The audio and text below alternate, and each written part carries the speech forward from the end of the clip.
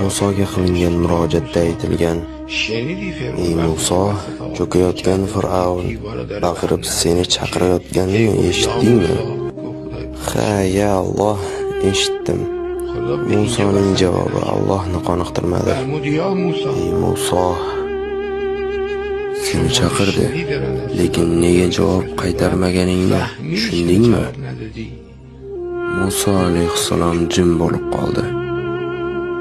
Eshit, men senga aytaman, nega uning chaqirishlariga javob bermaganingni? Ey Muso, ha Allohim. Chunki uni sen yaratmaganing uchun. Ya Alloh deb bir marta chaqirganida, 3 marta bo'lmasa ham ey Muso, men uni qutqargan bo'lardim. Senga buyruq berardim uni cho'ktirmaslikni, meni chaqirganida.